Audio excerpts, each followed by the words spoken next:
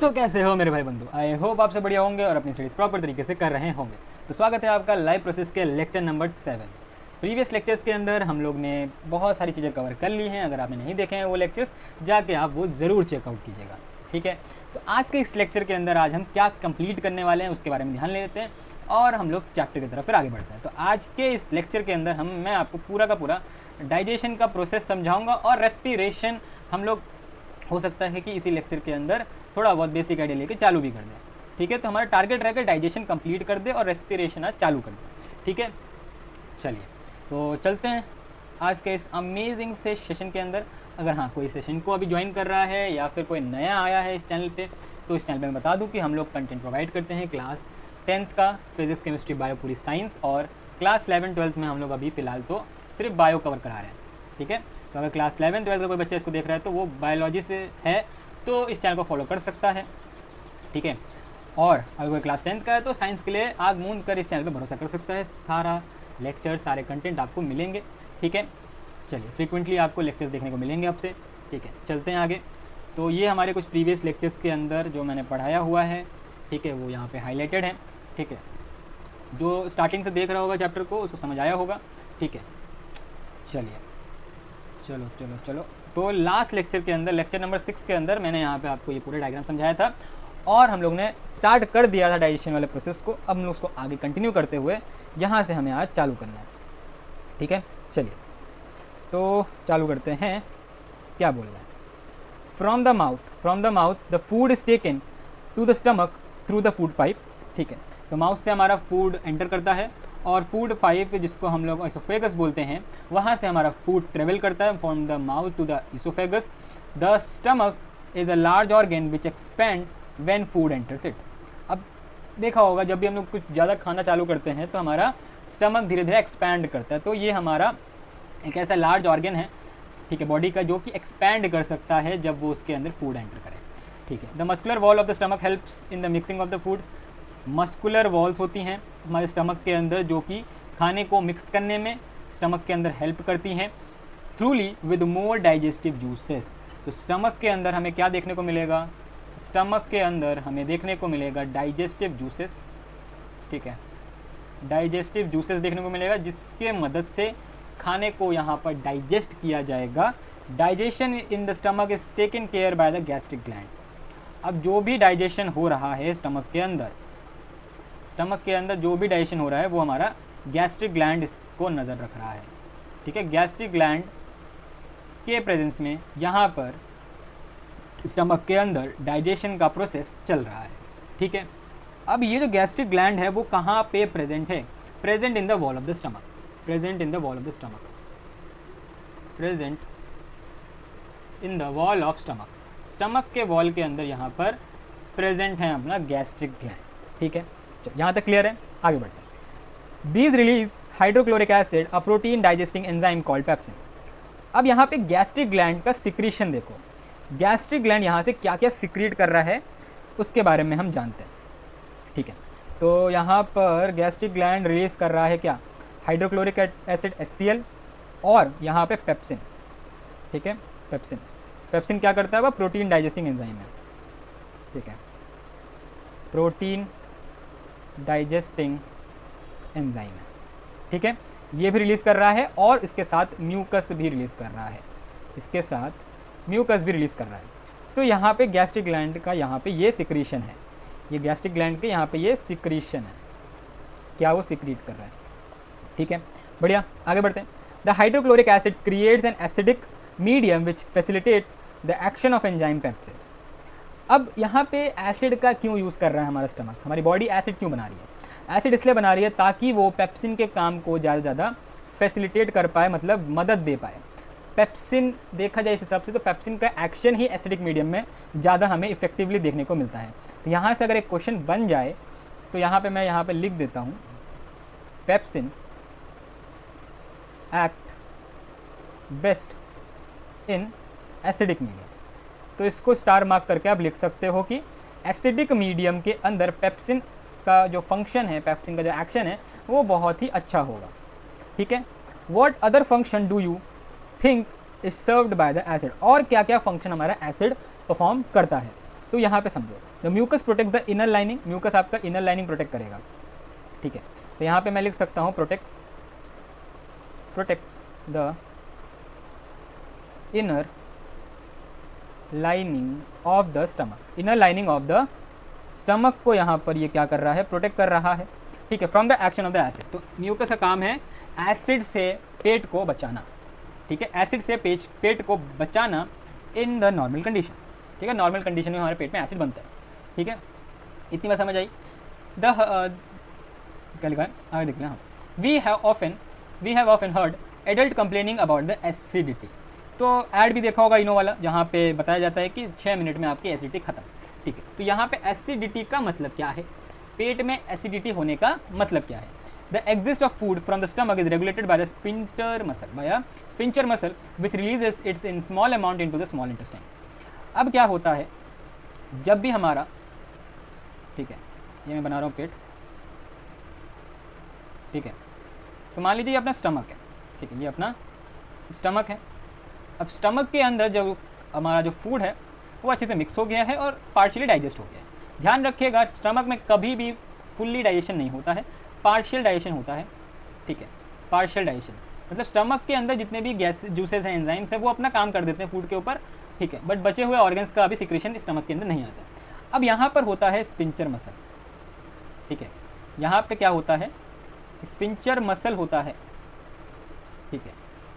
Sphincter muscle क्या करता है, फूड को स्मॉल क्वांटिटी में, स्मॉल अमाउंट में, ठीक है, स्मॉल अमाउंट ऑफ फूड कहाँ ट्रांसफ़र करेगा, आगे ट्रांसफ़र करेगा स्मॉल इंटेस्टाइन में, ठीक है, स्मॉल इंटेस्टाइन में यहाँ पर ट्रांसफ़र करेगा। चलो, this is the longest part, ये मैंने प्रीवियस लेक्चर के अंदर ही बताया था कि जो स्मॉल इंटेस्टाइन है वो लॉन्गेस्ट पार्ट है, ठीक है, ना ही लॉन्गेस्ट ऑर्गन है। ध्यान रखना, longest part of the alimentary canal, alimentary canal का सबसे बड़ा पार्ट है, नॉट सबसे बड़ा ऑर्गन, ठीक है, which is fitted into a compact space because of extensive coiling. ये बताया था कि कॉइलिंग के कारण ही इसका नाम पड़ा है स्मॉल इंटेस्टाइन। ये मत समझना कि लॉन्गेस्ट है इसका मतलब ये लार्ज इंटेस्टाइन होगा, नहीं, स्मॉल इंटेस्टाइन इसलिए बोला क्योंकि ये लॉन्गेस्ट पार्ट आपके इतने कॉम्पैक्ट, इतना कॉम्पैक्टली रखा गया है एलिमेंट्री कैनाल के अंदर एक्सटेंसिव कॉइलिंग के कारण, ठीक है, इसीलिए इसका नाम पड़ा स्मॉल इंटेस्टाइन, ठीक है। The length of the small intestine differs in various animal depending on the food they eat.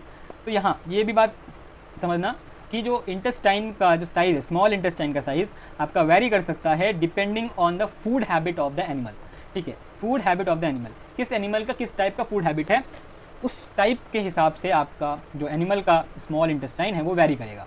Herbivore जैसे कि ग्रास खाते हैं तो उनका स्मॉल इंटेस्टाइन बिट लॉन्गर होगा, ठीक है, क्योंकि उन्हें सेलुलोज डाइजेस्ट करना है, ठीक है।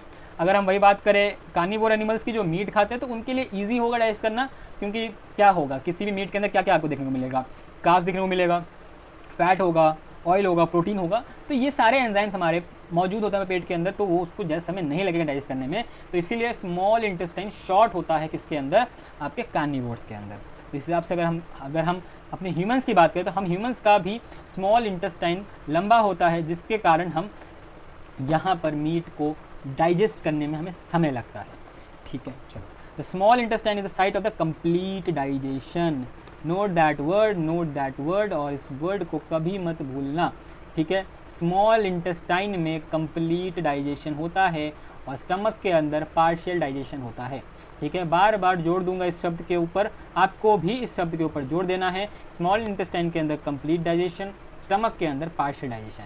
किस किस का कंप्लीट डाइजेशन होगा, आपका कार्बोहाइड्रेट का, प्रोटीन का, फैट का, सब का यहाँ पे कंप्लीट डाइजेशन होगा।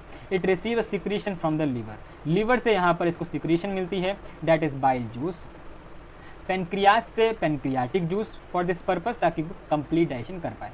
The food coming from the stomach is acidic, तो यहाँ पे जो फूड आ रहा है स्टमक के वो एसिडिक है, तो इसको भी एल्कलाइन बनाने के लिए पेनक्रियाटिक जूस आता है, alkaline form the pancreatic enzyme to act, ठीक है।